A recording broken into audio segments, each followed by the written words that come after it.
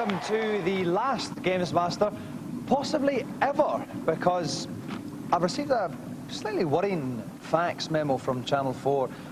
It says, to the most important person at GamesMaster, we are sorry to report that the number of complaints for this series has risen to an all-time high. Dominic is still making jokes deemed too offensive and controversial for this time slot. Well, I'm quite surprised, to tell you the truth. I don't think we've ever said or done anything remotely dodgy on this show, but I'm willing to admit if I'm wrong. So, for the whole of this show, we're going to have an offense-ometer running. Anytime that we say or do anything unsuitable for an early evening time slot, it's going to register on that little meter. And if it's too high by the end of the show, then we are going to catch it. Okay, so, with that considered then, with a much sadder pan, so let's... What? You're kidding. I can't... With me, sandwiched between two girls for the last time. I can't say that either. With an altogether bigger lump in... Oh, this is... Oh, forget. Let's just go to today's event.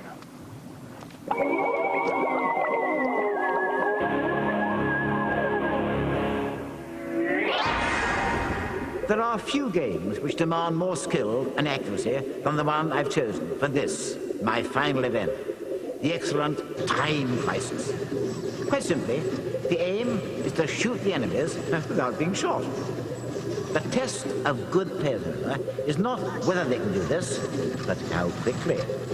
That's the basis of tonight's event, this one I'm looking forward to with relish. Welcome for some top shooting people on screen, pushing down a pedal to hide and not hide type action, Mr. Tony Liung.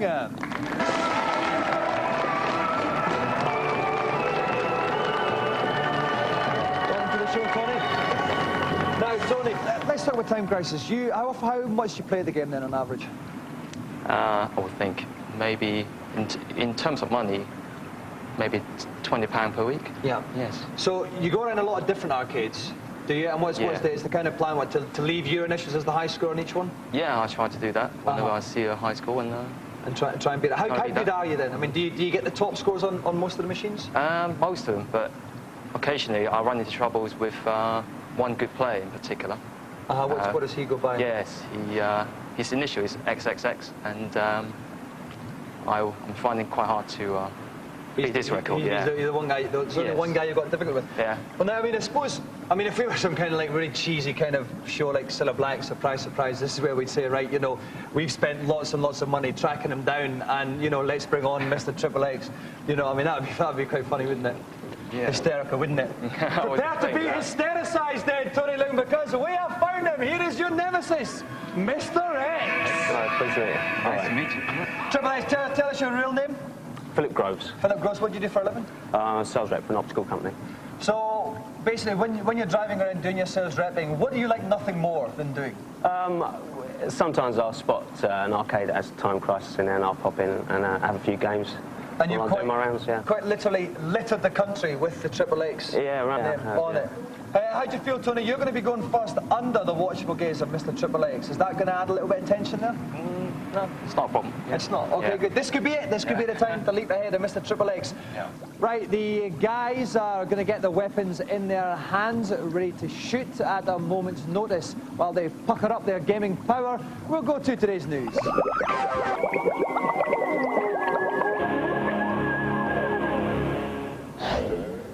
Okay, we have got Tony Liung against his Time Crisis nemesis, Mr. Triple X. Standing buttock to buttock with me is Derek Lynch from Namco Wonder Park. Derek, what's the kind of best general tip you give the guys? Well, they have to go for accuracy and the ability to predict where the enemy's coming from. Okay, and they know the game inside out of these guys, They do. They're the best. Okay, so both Tony and Mr. Triple X are going to play through the first two stages of the hard level of Time Crisis. Whoever gets it done in the quickest time will walk away with the joystick. Tony's up first. The best of luck, Tony. Off you go.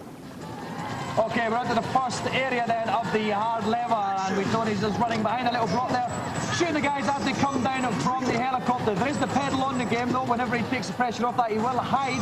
He can also reload during that time, but it will cost him some time. It's a good start, though, Derek. That's right. Excellent. He's predicting the moves there, and he's keeping calm, and he's very accurate. Okay, if we look at the top right-hand corner of the screen, you can see the time that Tony took on the very first part of that. That's going to be continually updated throughout the challenge. At the moment, he's #1, but of course, Mr. Triple X still to play after that.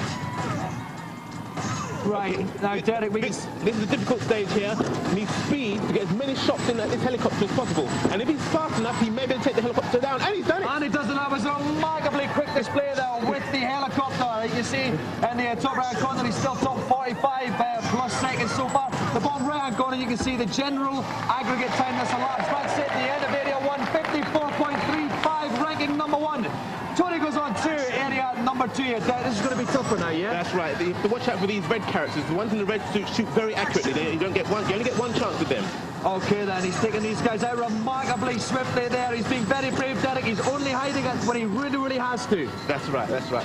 Okay, up to 1:12 then, still top of the ranking here in stage 2. It's going to get hard on Mr. X, looking on, not looking terribly ruffled, not looking too fine to me, Derek, but Tony is doing well.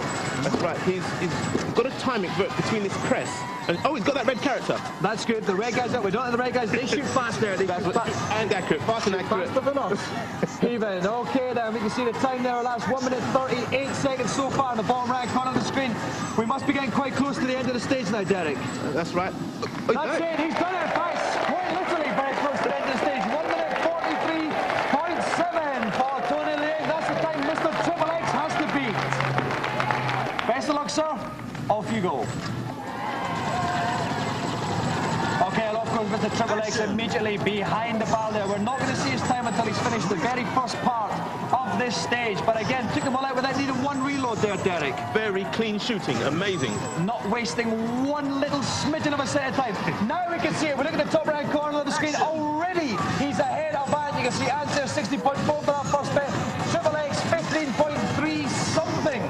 They're locking in the corner there. It's an excellent start by the master. Unbelievable. Action. Here he's got to shoot. This is very difficult here where the characters are very small. He has to shoot very accurately. That's right. So if he makes a mistake, man, now the helicopter. The helicopter. Now he has a very unusual technique of holding it and doing a machine connection with his finger. That was fantastic. The helicopter down already. He was sitting with his fingers there. He's still ahead of that. He's still over a second ahead. He's going to have to slip up now, really, for Ant to have a chance.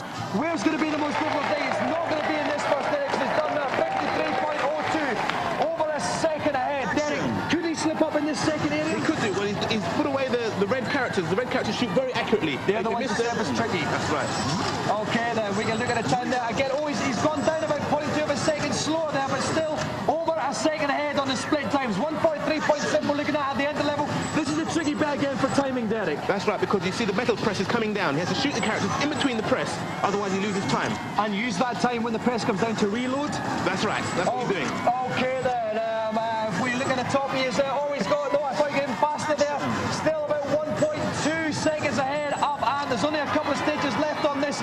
Mr. Triple X showing us form. This is the last bit here, Derek. That's right, here again we've seen accuracy. He's hit the red man, and they're coming up from the top. That's it, it's almost over. That's it, Mr. Triple X, 141.13, 2.5 seconds ahead of the Tories. The winner, Mr. Triple X.